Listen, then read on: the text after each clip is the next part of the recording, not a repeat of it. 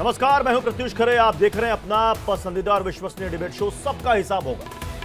संसद के शीत सत्र का समापन हो चुका है, लेकिन सांसदों के निलंबन पर माहौल अब भी गर्म है। जंतर मंतर पर जुटे विपक्ष ने संसद की सुरक्षा में चूक को फिर बेरोजगारी से जोड़ते हुए मोदी सरकार पर बड़ा हमला बोला। राहुल गांधी ने कहा कि इस घटना के लिए सरकार और उसकी दी हुई बेरोजगारी जिम्मेदार। सीताराम येचुरी ने कहा कि तीसरी बार मोदी सरकार आई तो संसद ही खत्म हो जाएगी। अभी हाल ही में पीएम मोदी ने यह कहा था कि संसद में सेंधमारों का समर्थन कर विपक्ष बहुत बड़ी गलती कर रहा है।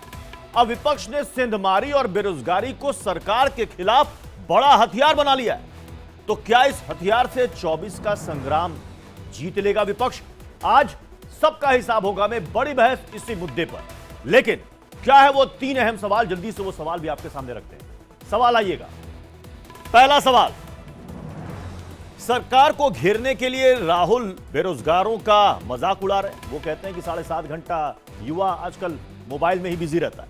बेरोजगारी के बहाने राहुल संसद में सेंधमारों का क्या समर्थन कर रहे हैं? तीसरा सवाल, बेरोजगारी के मुद्दे को राजनीति से क्या ढक रही है सरकार? जो विपक्ष कह रहा है कि जो संसद की सुरक्षा में चूक हुई है उससे ध्यान हटाने के लिए यह सब कुछ किया जा रहा है। असल मुद्दों पर, महंगाई और बेरोजगारी पर दरअसल में यह सरकार बात ही नहीं करना चाहती, विपक्ष को सदन में बोलने ही नहीं देती है। आज इन्हीं सवालों पर होगी बड़ी बहस, लेकिन शुरुआत इस रिपोर्ट से। संसद में सेंधमारी के बाद से ही सियासी तपिश बढ़ी हुई है, जिसके आरोपी पुलिस हिरासत में है। तो वहीं इस वाकये की वजह से विपक्षी दलों का हंगामा भी जारी है, जहां मामले का विरोध करने वाले 146 सांसद संसद से सस्पेंड कर दिए गए। तो इस मामले को लेकर दिए गए राहुल गांधी के बयान से हंगामा बढ़ गया है, जिन्होंने कह दिया कि संसद में सेंधमारी के वक्त बीजेपी सांसदों की हवा निकल गई थी। पार्लियामेंट हाउस में 2-3 युवा जंप करके अंदर आ गए। जंप करते हुए हम सब ने देखा। अंदर आए, थोड़ा धुआं फैलाया। बीजेपी के सांसद सब भग लिए। जो अपने आप को देशभक्त कहते हैं, हवा निकल गई उनकी। वहीं मोदी सरकार का विरोध करते करते राहुल गांधी ने सेंधमारी करने वाले आरोपियों की हिमायत तक कर डाली। कह दिया कि संसद में सेंधमारी करने वाले बेरोजगार थे, इसीलिए उन्होंने ये कदम उठाया। उन्होंने ये प्रोटेस्ट क्यों करी? उसका कारण क्या था? बेरोजगारी। देश में भयंकर बेरोजगारी। इस देश का युवा आज रोजगार नहीं पा सकता है। एक और राहुल गांधी ने संसद में सेंधमारी का मुद्दा फिर से उठाकर मोदी सरकार पर निशाना साधने की कोशिश की, तो दूसरी ओर उन पर पलटवार का जिम्मा संभाला केंद्रीय मंत्रियों ने। केंद्रीय मंत्री अनुराग ठाकुर और प्रहलाद जोशी ने राहुल गांधी के आरोपों पर न सिर्फ पलटवार किया, बल्कि उन पर तंज भी कसा।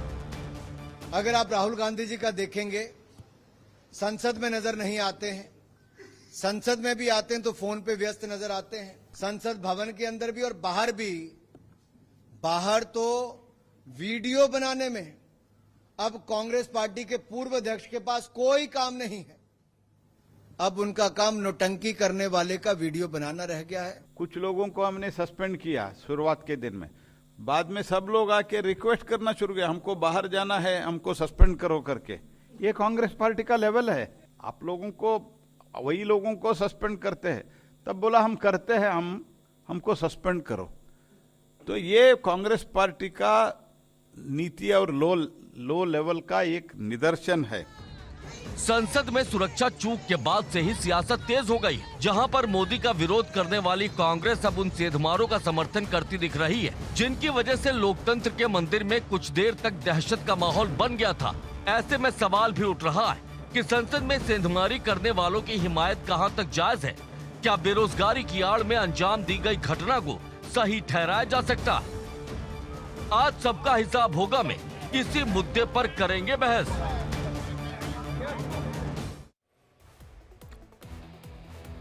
और आपको बताते हैं कि संसद में जो सेंधमारी हुई है इस पर प्रधानमंत्री नरेंद्र मोदी ने क्या कुछ अब तक कहा है। पॉइंटर्स लाइएगा। ये देखिए, संसद में सेंधमारी की घटना दुखद और चिंताजनक है, यह पीएम मोदी का बयान है। इस मुद्दे पर जो उन्होंने पहले दिया था, संसद की घटना की गंभीरता को कम नहीं आंकना चाहिए। इसके अलावा पीएम ने यह भी कहा कि स्पीकर महोदय गंभीरता के साथ जरूरी कदम उठा रहे हैं। जांच एजेंसियां सख्ती से मामले की जांच कर रही हैं। इसके पीछे कौन से तत्व हैं, क्या मंसूबे हैं, इसकी जांच हो रही है।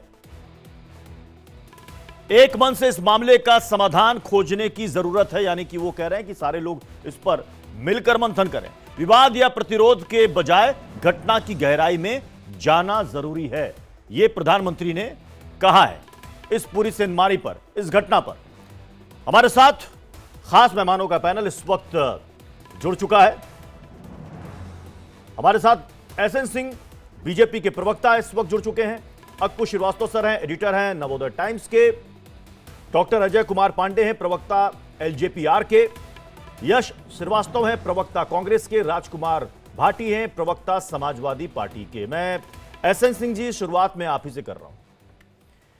राहुल गांधी कह रहे हैं कि सांसदों को संसद से निकालकर आपने बाहर फेंक दिया। आपको पसंद नहीं है विपक्ष की आवाज, हमें बोलने नहीं देना चाहते। संसद में इतनी बड़ी सेंधमारी हो गई, सुरक्षा में चूक हो गई, इस मुद्दे से ध्यान डाइवर्ट करना चाहते हैं, जैसे कि आप बेरोजगारी और महंगाई से करना चाहते हैं। देखिए प्रत्युष जी, एक इतनी सुंदर कहावत है कि वो आचरण दूसरे के साथ नहीं करना चाहिए जो आचरण आपके साथ हो तो आपको दिक्कत हो। निश्चित तौर पे जो इंडिया अलायंस है, ये जो घमंडिया गठबंधन, इनको ये बात समझना होगा कि आप कोई भी ऐसा आचरण मत करिए। जब आप संविधान को नहीं मानेंगे, जब आप कानून को नहीं मानेंगे और गलत आचरण को पेश करेंगे, तो निश्चित तौर पे आपको भी ये तैयार रहना होगा कि आपके खिलाफ भी कार्रवाई होगी।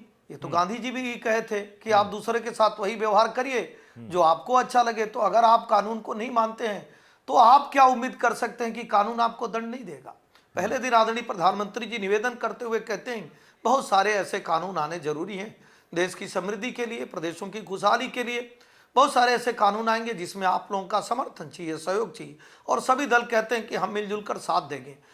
ये भी तय होता है कि कोई भी बात होगी किसी भी विषय पर, कितना भी कठोर विषय होगा उस पर चर्चा होगी। आप तो एक वरिष्ठ पत्रकार हैं, आप जानते हैं कि चर्चा का डेकोरम होता है। कोई भी सरकार चर्चा से भाग नहीं सकती है, उसके प्रोसीजर को अपनाया जाता है। लेकिन विपक्ष की सबसे बड़ी शिकायत ये है, विपक्ष की सबसे बड़ी शिकायत ये है एसएन सिंह जी, कि जब विपक्ष कुछ कहना चाहता है आप उसे बोलने नहीं देते।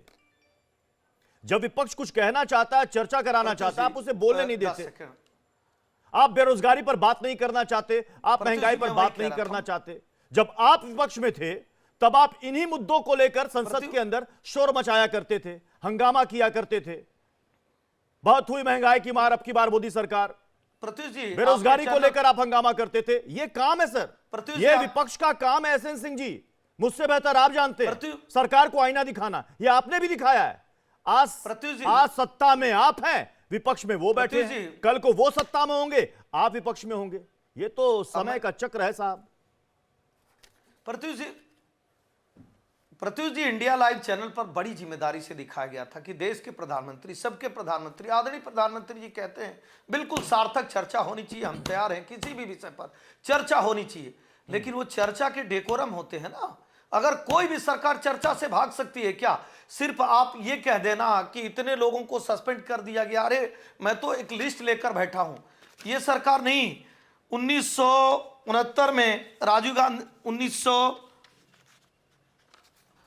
गांधी की सरकार में 65 लोगों को बर्खास्त किया जाता है, 22 लोगों को जवाहरलाल नेहरू की सरकार में बर्खास्त किया जाता है, 45 लोगों को इंदिरा गांधी की सरकार में बर्खास्त किया जाता है, और बहुत सारे सरकारों में तो पूरे सेशन के लिए बहुत सारे लोगों को बर्खास्त कर दिया जाता है। क्यों किया जाता है? क्योंकि संसद में कुछ ऐसी कार्रवाई होती है जो आवश्यक होती है, कुछ बिल आने आवश्यक होते हैं। अगर उस कार्रवाई को नहीं मानेंगे तो उस संसद के पास एक पावर है कि आपको कुछ क्षण के लिए वो हटाकर और देश की वो विधायी चीजों को पारित किया जाए। लेकिन इनकी जो मंशा थी आप देखे होंगे, वो मंशा वहां से हटने के बाद भी दिखता है कि आप जाते हैं उन संवैधानिक संस्थाओं का मजाक उड़ाते हैं, देश के उपराष्ट्रपति का मजाक उड़ाते हैं, एक समाज का मजाक उड़ाते हैं।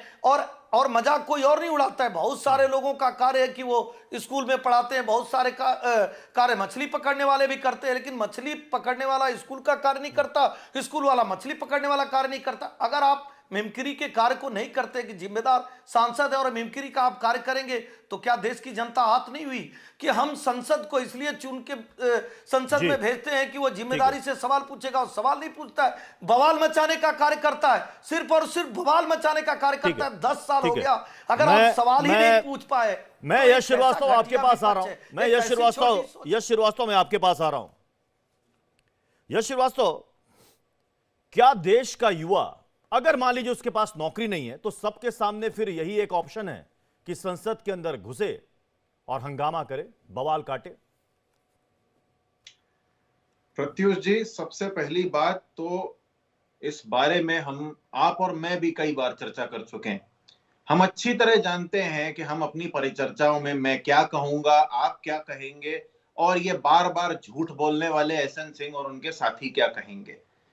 युवाओं की रोजगार का यह है कि जिस आदमी ने देश में 2 करोड़ प्रति वर्ष नौकरियों का वादा किया था, वो आदमी साफ मुकर जाता है जब संसद में पूछा जाए कि भाई 2 करोड़ रोजगार का क्या हुआ, या आपने कितनी नौकरियां दी, कितने बेरोजगार हैं इस देश में, क्या प्रतिशत है, क्या गिनती है बेरोजगारों की, तो आंकड़ा नहीं है, data not available, no data available, NDA.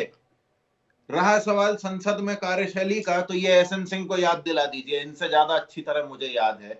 इनकी भाजपा, जिसका पूरा पूरा पॉलिटिकल ग्राउंड खड़ा हुआ है इस बात पे कि इनके लोगों ने संसद में गालियां बकी हैं, कुर्सियां फेंकी हैं, चप्पलें चलाई है, ये एक रमेश बिधूड़ी है। इस आदमी का मुझे बस वॉल्यूम खोलने की देर है, एसएन सिंह अपनी कुर्सी पर बैठ नहीं पाएंगे। जो एसएन सिंह जगदीप धनखड़ जी की बात कर रहे हैं कि उनकी भावनाएं आहत हो गई, उनको समाज और जाति सब याद आ रही है, साक्षी मलिक की जात धर्म किसी को याद नहीं आ रहा है। वो भी देश की महिला है जिसने पदक ला के दिया है, उसको परेशान करने वाला आदमी कहता है दबदबा है और दबदबा रहेगा। क्या तब देश में किसी को आहत नहीं होता है भावनात्मक रूप से? ये बातें बार बार बोल बोल के देश की जनता के अंदर एक निष्ठुरता पैदा की जा रही है, और ये भाजपा आरएसएस वाले यही कर रहे हैं। ये इनको चाहिए कि देश पूरी तरह असंवेदनशील हो जाए, बेकार की बातों में इनकी वाहवाही करता रहे, और ये जो दें वो ले, जो ये कहें वो मान ले। देश के साथ सबसे बड़ा धोखा, सबसे बड़ी चोरी करी है भाजपा आरएसएस के लोगों ने। और ये बिल्कुल सही बात कही है राहुल जी ने, जिन बेरोजगारों ने ये तरीका अख्तियार किया वो भी गलत है, और उसके कारक तो भी क्या यही लोग ये जो नहीं इन लोगों ने जो किया है, ये भगत सिंह आज के समय के, आज के समय के भगत सिंह है? मैं वही कह रहा हूं आपसे, इनकी तुलना भगत सिंह से करेंगे? मैं अपनी बात कह रहा हूं प्रत्युष जी, मुझे कहने दीजिए।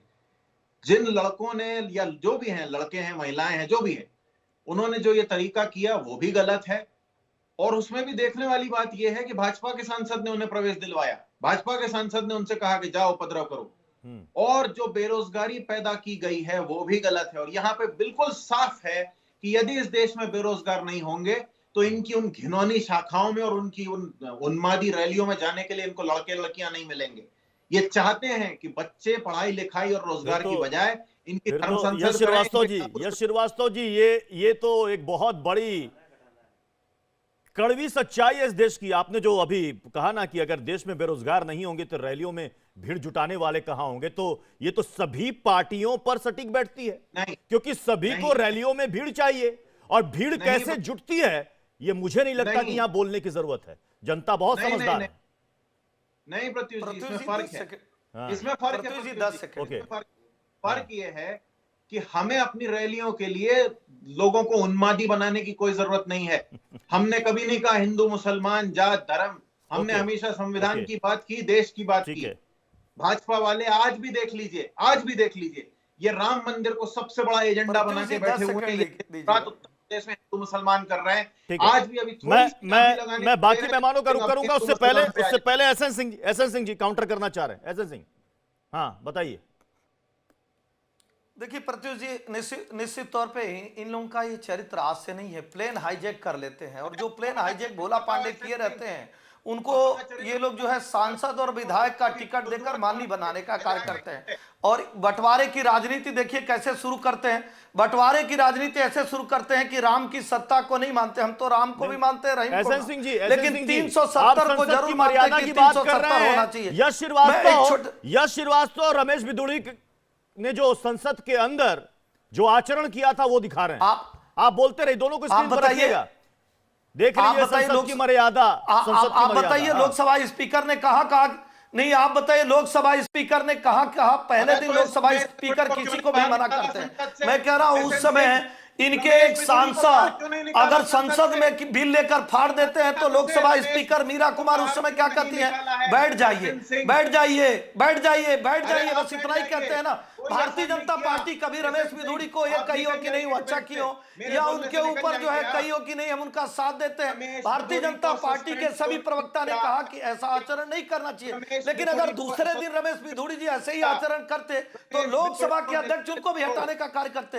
लेकिन जो निवेदन लोकसभा स्पीकर, राज्यसभा स्पीकर अगर दूसरे सांसदों से कर रहे हैं तो आप मानने को तैयार नहीं रहते, और मानता कौन नहीं, तुष्टिकरण की बात करते हैं। अरे देश के संसाधनों पे एक कार्यकार बताने वाले, हिंदू मुस्लिम का बंटवारा, मैं बाकी मेहमानों को करता हूं। हिंदुओं को राजकुमार भाटी जी, राजकुमार भाटी जी, क्या इस देश के अंदर बेरोजगारी, एक की नसबंदी एक की खुलेबंदी, एक सेकंड राजकुमार भाटी जी को रखिएगा स्क्रीन पर।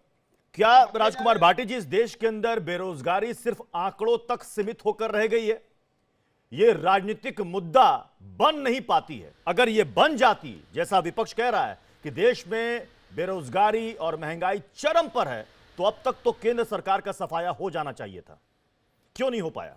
क्या जनता कनेक्ट नहीं कर पा रही है? ये मुद्दा बन नहीं पा रहा है? इस बार जो 2024 का लोकसभा चुनाव होगा उसमें एक प्रमुख मुद्दा होगी विपक्ष का। जहां तक बात है, आपने संसद में हुई घटना से संबंध में जोड़ के इस बात को कह रहे हैं, तो ये घटना हुई 13 दिसंबर को। 13 दिसंबर को दो तरह के पक्ष आए। मेरी आवाज मिल रही है क्या? हाँ बिल्कुल आ रही है, बिल्कुल आ रही है। हाँ आ रही है। प्रत्युष जी मेरी आवाज मिल रही है? आ रही है, आ रही है। मुझे लग रहा है नहीं आ रही है, आप बोले आ रही है। नहीं हमें नहीं आ रही है। राजकुमार भाटी जी आप बोले, आपकी आवाज बिल्कुल साफ आ रही है। चलिए ठीक है, वहां जो कैमरामैन हो पीसीआर, उनको बोलिए राजकुमार भाटी जी को कि आपकी आवाज आ रही है, वो कंटिन्यू करें प्लीज। हाँ ठीक है राजकुमार भाटी जी, मैं आपके पास आ रहा हूं, ठीक करवा रहा हूं, क्या तकनीकी दिक्कत है। डॉक्टर अजय, क्या बेरोजगारी 2024 में विपक्ष के लिए बड़ा हथियार बन रहा है?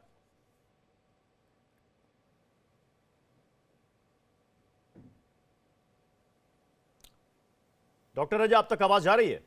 नहीं। पीसीआर देखिए क्या प्रॉब्लम है। अक्कू श्रीवास्तव सर, क्या आप तक आवाज जा रही है? बोलिए। जी अक्कू श्रीवास्तव सर, राहुल गांधी ने 2-3 मुद्दों को उठाया है। वो कह रहे हैं कि इस देश के अंदर सरकार के द्वारा दी गई बेरोजगारी का नतीजा है यह घटना। वो कह रहे हैं संसद के अंदर विपक्ष की आवाज को दबा दिया गया है। सीताराम येचुरी ने कहा तीसरी बार अगर मोदी सरकार रिपीट हुई तो शायद संसद ही खत्म हो जाएगा। जी देखिए, राहुल गांधी ने जो बोला उसमें कितना सच है, कितना आधा सच है, ये आपको समझना होगा। क्या ये आज की रैली या आज का जो उनका प्रदर्शन, सांकेतिक प्रदर्शन जो हुआ, वो इतना ही होना चाहिए? इतने बड़े सांसद होने के इतनी बड़ी संख्या में सांसद सस्पेंड किए जाने के बाद रैली का विरोध, रैली का जो रूप होना चाहिए, वो क्या दिल्ली कांग्रेस की रैली के तौर पर होना चाहिए? आप इंडिया बैनर के तहत कर रहे हैं, तो कम से कम इतना तो किया जा सकता था कि देश की सभी राज्यों की राजधानियों में बड़े स्तर पर कोई आयोजन होता। दिल्ली में भी जो आयोजन हुआ, कितने लोगों ने उसमें बात की। दिल्ली में भी जो आयोजन हुआ उसमें लवली ने मंच संभाला और लवली की तरफ से कहा गया कि साहब दिल्ली कांग्रेस कर रही है, दिल्ली कांग्रेस कर रही है।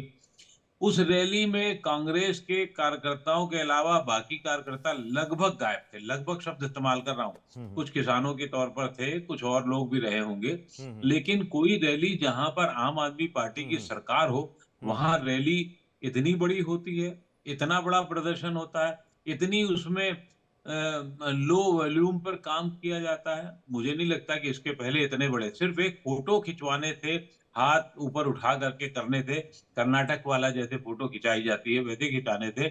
आपका काम नहीं चलेगा। ये फोटो अखबारों में तो छप जाएगी, लेकिन ये एक आग ज्वाला जो आप उठाना चाहते हैं, आम आदमी तक ले जाई जा सके, वो नहीं हो रहा है उससे। मतलब आप कह रहे हैं कि महंगाई और बेरोजगारी को चाहकर भी कांग्रेस मुद्दा बना नहीं पा रही है, वो नहीं पा स्ट्रैटेजी रही नहीं है। है। यही सबसे बड़ा, आज अगर मुद्दा बेरोजगारी है, निश्चित रूप से है, हाँ। लेकिन आप बेरोजगारी के मुद्दे को जस्टिफाई नहीं कर सकते कि ये लड़के बेरोजगार थे इसलिए कूद गए। हाँ। ये लड़के इस गुस्सा थे, अगर मैं यही कहना चाहूं और कह रहा हूं अभी हाँ। कि ये लड़के इंदिरा गांधी से गुस्सा थे, सिख थे, इन्होंने इनके धर्म पर हमला हुआ तो जो उन्होंने इंदिरा गांधी के साथ में या तमिल वाले बच्चों ने राहुल गांधी के साथ के सही था, कौन सही ठहरा देगा? कैसे ठहरा दोगे आप उसको?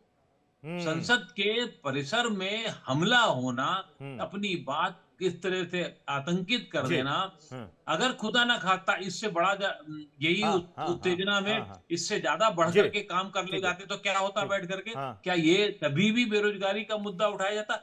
ये आप डाइल्यूट कर रहे हैं चीजों को। ये किसने कहा था, कितने राय दी थी इस तरीके से कि आप ये इसको जस्टिफाई करें? ठीक है, जस्टिफाई नहीं किया जा सकता। राजकुमार ये बात भाटी जी, सही है, बेरोजगारी है हाँ, तो बेरोजगारी जी, को आपको राजकुमार भाटी जी, राजकुमार भाटी जी, मुझे लगता है अक्कू श्रीवास्तव सर की आवाज आप तक जा रही होगी। ये कह रहे हैं कि महंगाई बेरोजगारी मुद्दा है, इससे कोई इनकार नहीं कर सकता, लेकिन जिस लेवल पर, जिस पैमाने पर इसको लेकर विरोध प्रदर्शन बड़े स्तर पर होना चाहिए, उसमें कांग्रेस चूक रही है, नहीं कर पा रही है। ठीक है, डिस्कनेक्ट हो गए।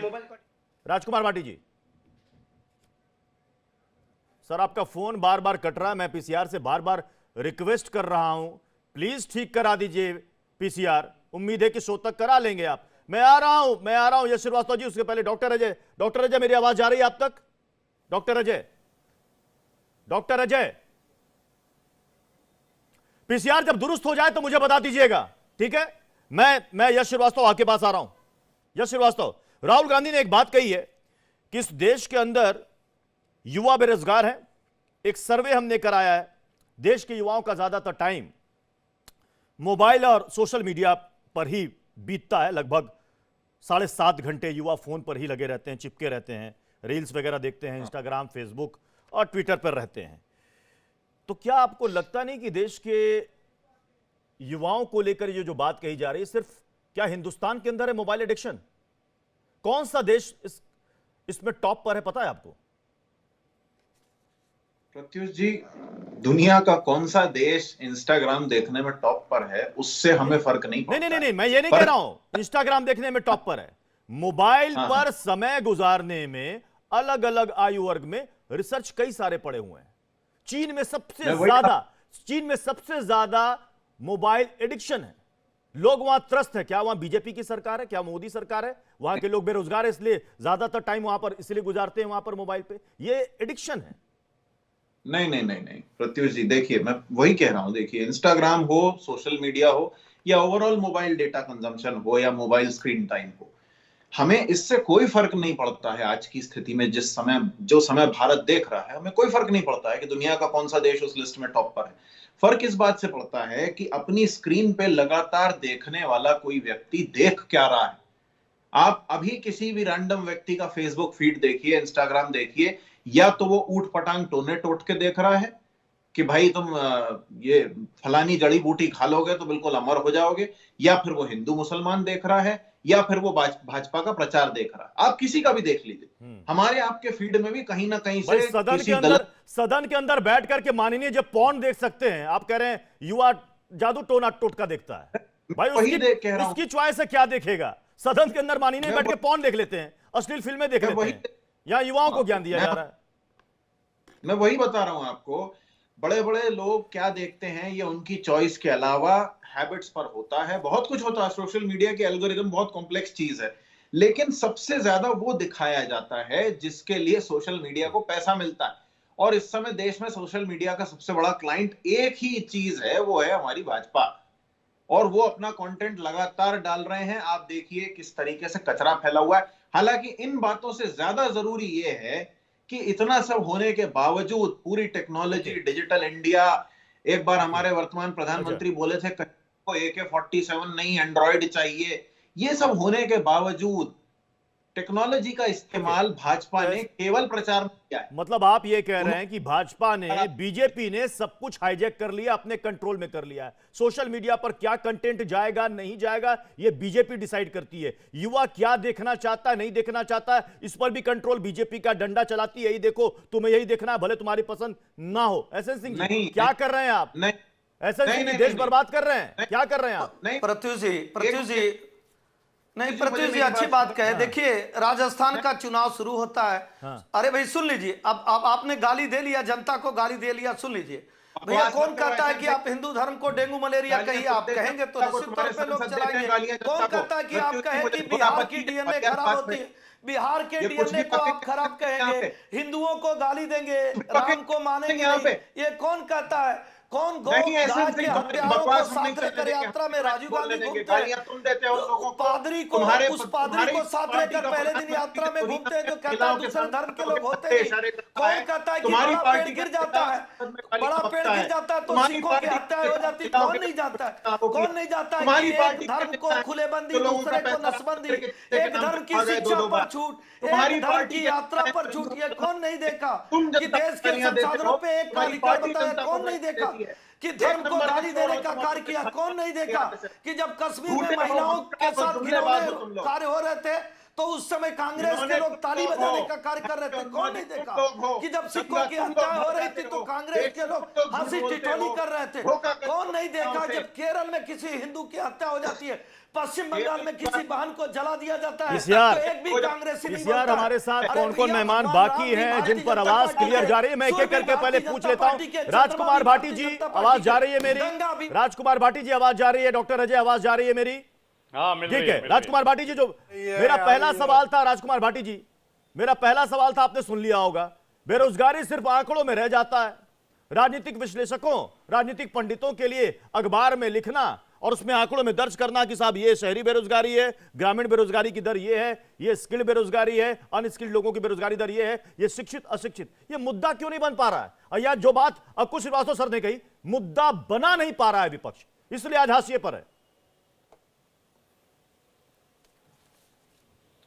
देखिए, महंगाई, बेरोजगारी और भ्रष्टाचार ये तीन मुद्दे हमेशा रहे हैं, हमेशा समस्याएं रही हैं, लेकिन वर्तमान शासन में ये तीनों चरम पर हैं।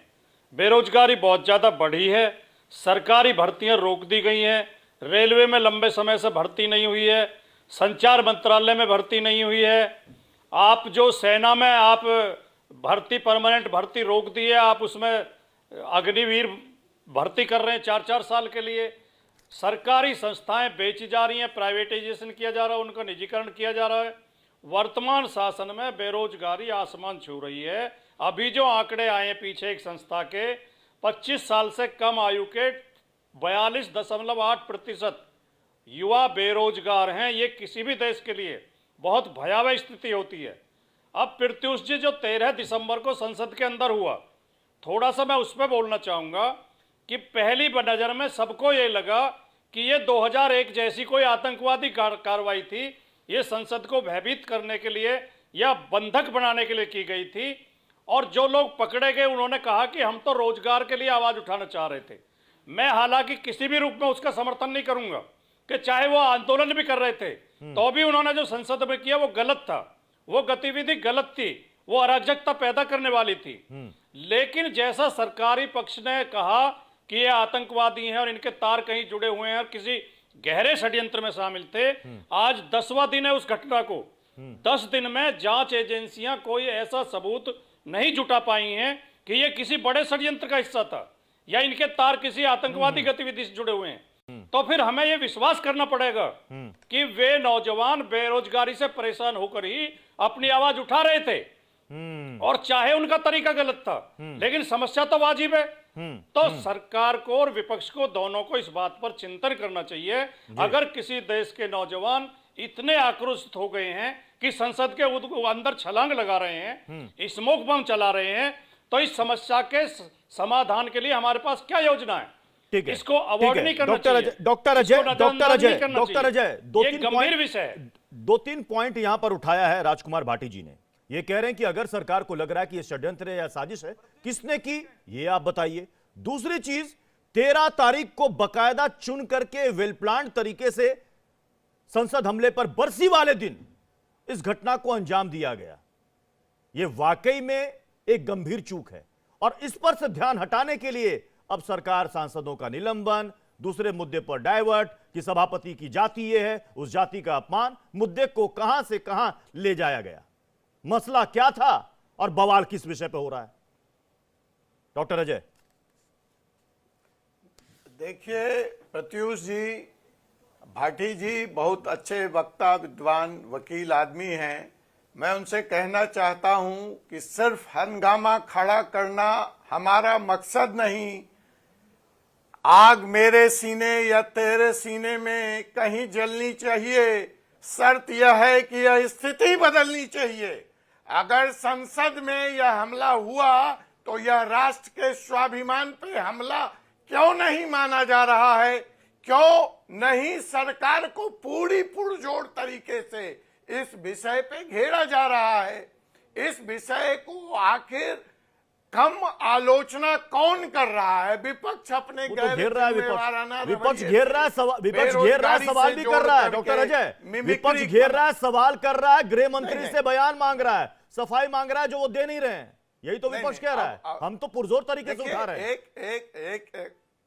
नहीं उठा रहे हैं, लेकिन उठाने का तरीका बाहर वीडियो बना रहे हैं, मिमिक्री कर रहे हैं। संसद के अंदर आप प्ले कार्ड लेकर के जा रहे हैं। आपने अभी दिखाया कि कुछ सांसद अनुशासनहीनता के लिए सस्पेंड हुए, बाकी जाके लाइन में लग गए, कहने लगे कि हमको सस्पेंड कीजिए। ये तो मैं नहीं बोल रहा, आपके चैनल ने ओपनिंग शॉट में इसको दिखाया कि किस तरह से लाइन में लग करके वो अपने बहिष्कार और सस्पेंशन का मुद्दा लेकर के संसद से बाहर चुनाव में जाना चाहते हैं। उनका लक्ष्य यह नहीं है कि यह जो चूक हुई है, अगर इसमें सरकार की गलती है तो प्रधानमंत्री जी ने कहा कि यस, यह बहुत बड़ी घटना है और इस पर किसी को बख्शा नहीं जाएगा।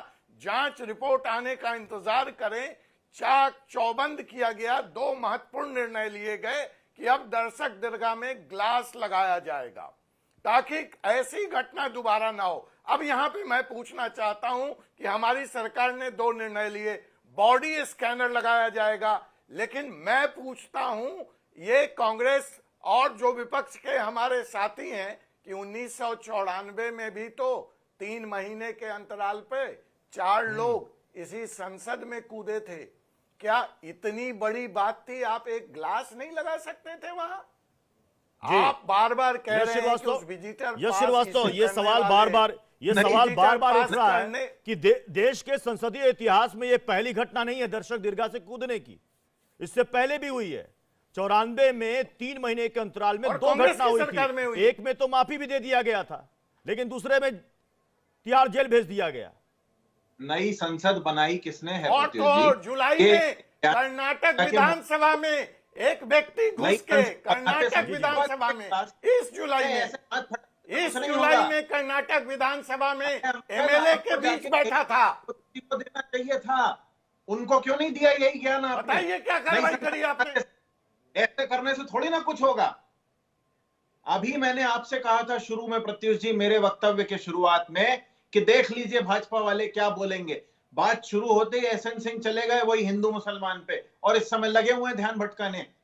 मैं इस बात को यहाँ पे साफ कर देता हूँ। मुसलमान मैं तो सवाल पूछ रहा हूं। इन्होंने डॉक्टर अजय ने भी हिंदू मुसलमान पर कहां सवाल किया? यश जी, डॉक्टर अजय ने आपको फैक्ट बताया, संसद के इतिहास का फैक्ट बताया कि दर्शक दीर्घा से कूदने की घटना संसदीय इतिहास में पहली बार नहीं हुई है। मैं कह रहा हूं इनकी बात, हाँ, इनके ग्लास का जवाब विधानसभा में क्या हुआ? अब तो मैं सिंह की और भाजपा आरएसएस की और तमाम उन लोगों की बात कर रहा हूं जो इस देश को भटका रहे हैं। मैं केवल ये दो बातें साफ कर रहा हूं अलग अलग लोगों के लिए एक बार में।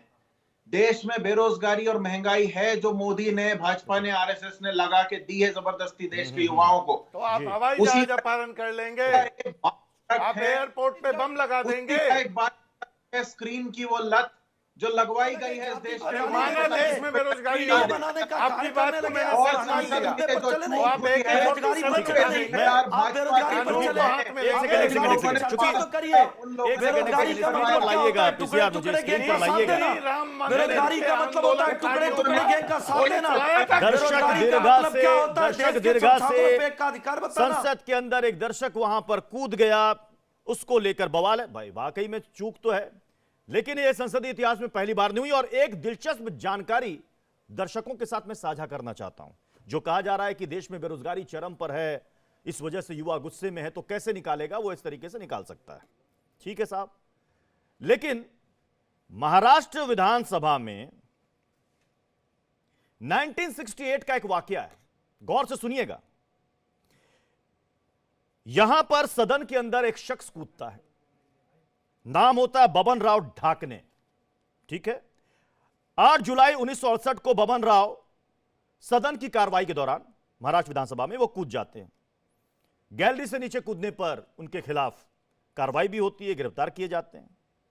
लेकिन इसके बाद वो पॉलिटिकल पार्टी में शामिल हो जाते हैं, कांग्रेस पार्टी में। 78 में बबन राव साहब पार्थिव सीट से विधायक बनते हैं। 79 में ग्रामीण विकास मंत्री बन जाते हैं राज्य सरकार में, पीडब्ल्यूडी मंत्री भी बन जाते हैं। 1989 में बीड से लोकसभा जीत भी जाते हैं। चंद्रशेखर सरकार में वो केंद्रीय राज्य मंत्री भी बन जाते हैं। तो यह भी एक दिलचस्प पहलू है, यह भी दर्शक दीर्घा से कूदे थे, लेकिन देश की राजनीति में ये केंद्र की सरकार में राज्य मंत्री भी रहे हैं। अंकुश श्रीवास्तव सर, यह मैं दिलचस्प आंकड़ा था, यह मैं दर्शकों के साथ शेयर करना चाहता था। नहीं, आपने बहुत अच्छा किया, इस तरीके के दिलचस्प आंकड़े शेयर करती है। और दिलचस्प आंकड़ों से पूरा इतिहास भरा पड़ा है, संसदीय इतिहास हमारा भरा पड़ा है। चोरों को, ट्रेन उचक्कों को, हवाई जहाज चलाने वालों को, आगे पीछे, लेकिन ये सब माननीय बनते रहे। लेकिन इसमें ये भी सच है, क्योंकि कांग्रेस सरकार जो है 60 साल रही है सत्ता में, तो इसलिए उनका नंबर ज्यादा है। ये सरकार कुछ कम है, तो इसका नंबर कम है। और उम्मीद कर सकते हैं, क्योंकि इन पे ये थोड़ा सा ध्यान रखते हैं इन सब तरीके की चीजों में, तो नंबर कम होगा, ये थोड़ा ध्यान रखते हैं। लेकिन नंबर है तो है।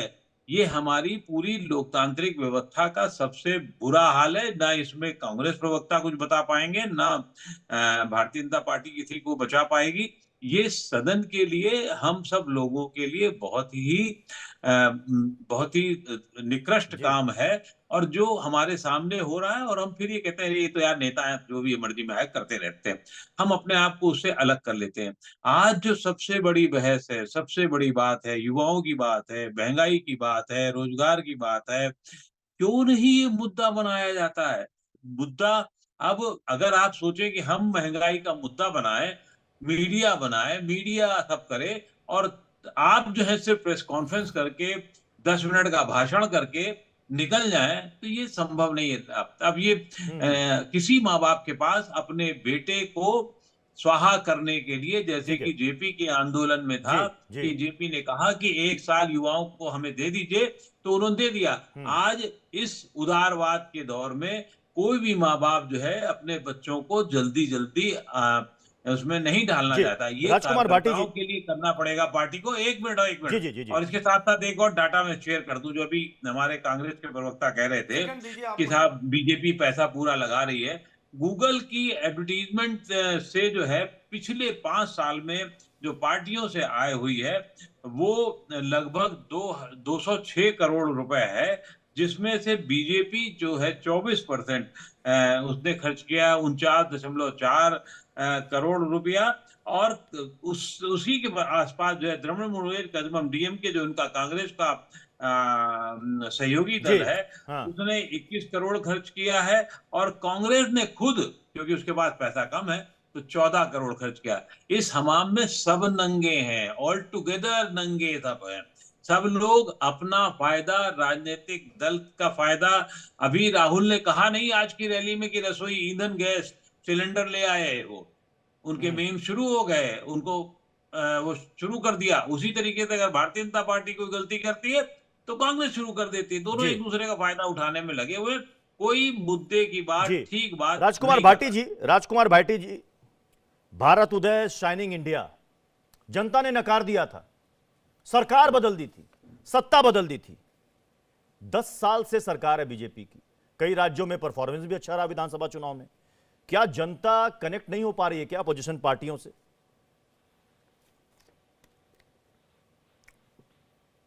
नहीं, जनता देखिए, हर चुनाव अलग परिस्थिति में होता है और हर चुनाव के मुद्दे अलग होते हैं। किसी भी चुनाव का आकलन हम इस आधार पर नहीं कर सकते कि पिछले चुनाव में किस पार्टी को ज़्यादा वोट मिले थे, किस पार्टी को ज़्यादा सीट मिले थे और इस बार भी उसी को मिलेंगे। जनता बहुत बार चौंकाने वाले निर्णय लेती है। जब जो 1984 के चुनाव में राजीव गांधी 400 से ज़्यादा सीटें जीत के आए थे, जो अब तक का रिकॉर्ड है देश का लोकसभा का। और फिर 1989 में उनकी सरकार बदल गई थी। 1989 में जनता ने बेदखल कर दिया था, सफाया हो गया था कांग्रेस का। तो ये तो अब जो 2024 का चुनाव होगा उसमें इंडिया गठबंधन बना है, उसमें 28 पार्टियां एक साथ आई हैं। इनमें हर पार्टी अपने अपने क्षेत्र में, अपने अपने प्रदेश में जनाधार वाली पार्टी है। हर पार्टी के पास अनुभवी नेता हैं, संघर्षशील नेता हैं। एक साझा घोषणा पत्र बनेगा, संयुक्त रैलियां होंगी और मुद्दे उठाए जाएंगे, महंगाई, बेरोजगारी, भ्रष्टाचार और देश में जो तमाम माननीय मोदी जी ने 2019 में जो वादे 2014 में किए थे, फिर 19 में किए थे, उनके विपरीत काम हुआ इन 5 साल में। मोदी जी ने कहा था महंगाई घटाएंगे, पेट्रोल 35 रुपये लीटर बेचेंगे, रुपए की कीमत बढ़ाएंगे, काला धन लाएंगे, 15-15 लाख खाते में देंगे, 2 करोड़ रोजगार हर साल देंगे। सबके विपरीत काम हुआ है। काला धन स्विस बैंकों में दुगना हो गया, पेट्रोल 80 से ऊपर पहुंच गया, रुपए की कीमत 85 पे नहीं, मैं यही समझना चाह रहा था भाटी जी आपसे। भाटी जी, मैं आपसे समझना चाह रहा था तो कि ये सर महंगाई और बेरोजगारी अगर कोई दूर दराज के गांव में, एक ब्लॉक में, प्रखंड में है तो वो भी इससे परेशान है। जो दिल्ली में, जो मेट्रोपॉलिटन सिटीज में रहता है वो भी परेशान है, उसके पास भी नौकरी नहीं है। तो सर ये तो विधानसभा में भी मुद्दा है, चुनाव में, ये तो लोकसभा चुनाव में भी मुद्दा है, क्योंकि ये दो मुद्दे अहम है, महंगाई और बेरोजगारी। इसको हम ये कहेंगे कि ये चुनाव इस मुद्दे में हुआ, वो चुनाव उस मुद्दे में हुआ। सर कनेक्ट तो जनता इसी मुद्दे से होगी ना सर? या फिर जनता को मतलब ही नहीं है? जनता को मतलब ही नहीं, बोले लिखते रहो अखबार में, रंगते रहो, अपना ज्ञान देते रहो, हमें मतलब नहीं है, हम तो किसी और मुद्दे पर वोट देते हैं। नहीं, जनता को मतलब है और जनता के पास आज सूचनाओं का अंबार है। अब से 10 साल, 15 साल पहले, 20 साल पहले इतनी सूचनाएं नहीं होती थी। और जैसा कुछ श्रीवास्तव कह रहे थे कि राजनीतिक संस्कृति बदली है, उदारीकरण के दौर में वो पुराने वाली राजनीति थोड़ा कमजोर हुई है कि जब जन सैलाब उमड़ पड़ता था और नारे और धक्का होता था। अब लोग निर्णय ले लेते हैं, तो निर्णय लेंगे, हमें पूरा विश्वास है जनता सही निर्णय लेगी और जनता, हम मुद्दों पर चुनाव लड़ेंगे, मुद्दों को लेकर जनता के बीच में जाएंगे। जनता दुखी है, इसमें कोई संदेह नहीं है। और जैसा मैंने कहा, हर चुनाव अलग प्रारूप में होता है। विधानसभा चुनाव में अगर कहीं कहीं बीजेपी को जीत मिली है तो कई जगह हार भी मिली है। हिमाचल में उनकी सरकार बदल गई, कर्नाटक में उनकी सरकार बदल गई। तो ऐसा नहीं है कि वो लगातार जीत ही रहे हैं। जनता समझ रही है, तभी तो बीजेपी को हरा रही है। जी ठीक है जी। यश श्रीवास्तव जी, 4 महीने का बड़ा मुश्किल वक्त है आप लोगों के पास लोकसभा चुनाव में। किस मुद्दे को पुरजोर तरीके से, तेज धार के साथ आप बीजेपी के खिलाफ, एनडीए के खिलाफ, नरेंद्र मोदी के खिलाफ रखेंगे? जी प्रत्युष जी, मैं चाहूंगा मुझे थोड़ा सा टाइम अनइंटरप्टेड मिले। मैं आपको कुछ बातें यहां साफ कर देता हूं। एक तो मैं अभी जो दिखा रहा था वो ये है, एक रिपोर्ट है 2022 की जिसमें बताया गया है कि फेसबुक जो कंपनी है मेटा, वो बीजेपी से उसी एड के लिए कम पैसा चार्ज करती है बनाम दूसरे लोगों के। तो बीजेपी के पास ये है कि वो कम पैसे में ज्यादा लोगों के पास पहुंच जाते हैं। खैर, हमाम में कौन कितने कपड़े पहने हैं वो हम जाने देते हैं। अप्पू जी ने जो कहा है उन्होंने भी देख के ही कहा होगा कुछ ना कुछ। मैं ये कह रहा हूं कि भाजपा आरएसएस ने सुनियोजित तरीके से पहले इस देश के युवाओं को बेरोजगारी और महंगाई से तोड़ दिया, उनके मनोबल को, उनकी उम्मीदों को खत्म कर दिया एक के बाद एक। अग्निवीर और व्यापम स्कैम और दुनिया भर के इनके फर्जी एग्जाम जो रद्द हो जाते हैं या जिनके लीक हो जाते हैं पेपर, और उसके बाद इन्होंने ही 4 लोगों को पकड़ा, जहां से भी पकड़ा उन्हें इन लोगों ने मोटिवेट किया, संसद के पास दिलवाए और यह घटना हुई। यह इस देश के लिए एक बहुत खतरनाक सांकेतिक ट्रेलर है कि आने वाले समय में भाजपा की निरंकुशता कहां तक जा सकती है। आज सांसदों को उनके संसद भवन से बाहर निकाला है, कल विधायकों को, पार्षदों को निकालेंगे, परसों वो आपके घर में घुस के आपको निकाल देंगे। जीएसटी और नोटबंदी ने छोटे व्यापारियों को उनके धंधे से बाहर कर दिया है। तो ये समय बिल्कुल मैं मानता हूं कि विपक्ष को तो क्या संसद खत्म हो जाएगी? क्या देश से संसद खत्म हो जाएगी? चुनाव होने बंद हो जाएंगे?